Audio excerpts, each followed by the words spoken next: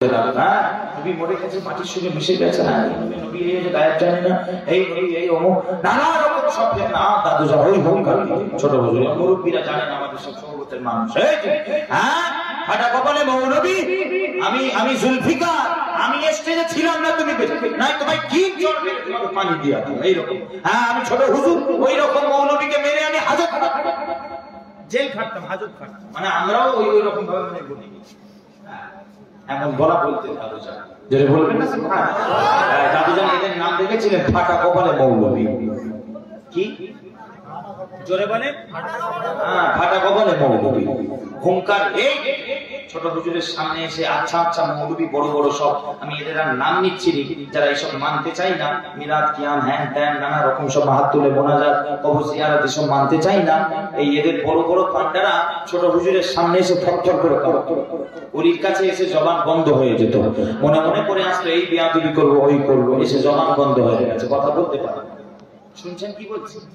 এই হুঙ্কার দিতেন দাদা। আর কেন দেবেন না? আমি খুঁজতে খুঁজতে আমি পেলাম, আমি পেয়েছি। আজ পর্যন্ত কোন ফুরফুরা হুজুর এখনো বলেন আমার জানা মতে, আমি শুনিনি কাউকে। আমি বলেছি প্রথম, নামটাও ছিল ছোট হুজুরের জুলফিকার। জোরে বলবেন না সুবহানাল্লাহ। এটা কার তলোয়ার?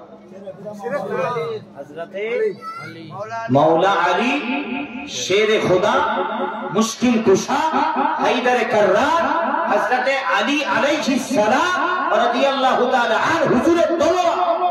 ওরে বাপ রে বাপ, এই দুই মুখারা তলোয়ার, ওরে বাপ রে বাপ, আল্লাহর পক্ষ থেকে যে তলোয়ার পাঠানো হয়েছে। জোরে বলেন সুবহানাল্লাহ।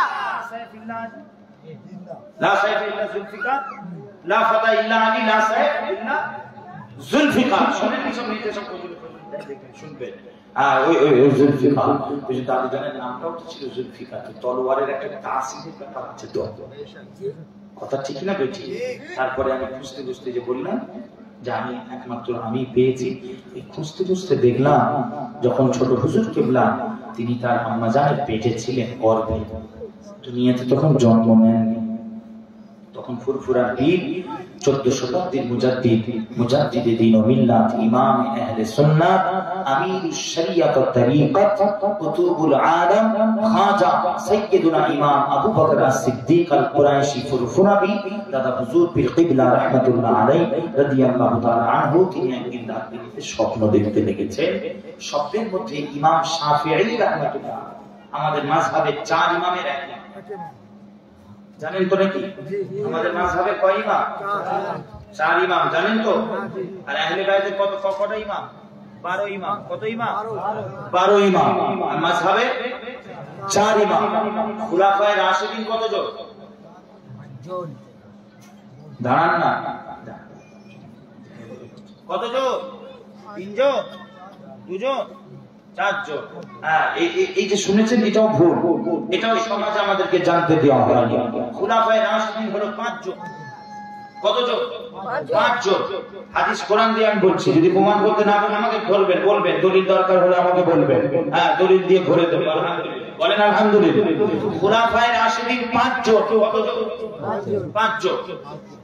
4 জন হযরত সাইয়্যিদুনা আবু বকর as-সিদ্দিক, প্রথম খলিফা হযরত দ্বিতীয় হযরত ওমর ফারুক, হযরত ওসমান গনি, হযরত মাওলা আলী রাদিয়াল্লাহু তাআলা আনহু, এই 4 জন।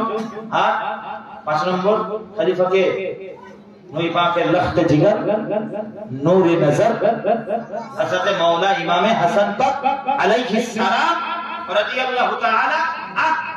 ইমামে হাসান হুজুর নবীজির কলিজার টুকরা মাওলানা ইমামে হাসান, তিনি 5 নম্বর খলিফা ছিলেন। জোরে বলেন সুবহানাল্লাহ। কিতাবে এসেছে তিনি ওই 6 মাস মাওলানা আলীর পরে ওই 6 মাসের খেলাফতের দায়িত্বে ছিলেন হযরত মাওলানা ইমামে হাসান পাক। জোরে বলেন না সুবহানাল্লাহ। এইগুলোকে লুকিয়ে দেয় সব সমাজে, আহলে বাইত জানতে দেয়, ওই জন্যই তো জানে না। 4টে খলিফা জেনে বসে আছে, ঠিক কি না? জোরে বলেন না। অতএব আসে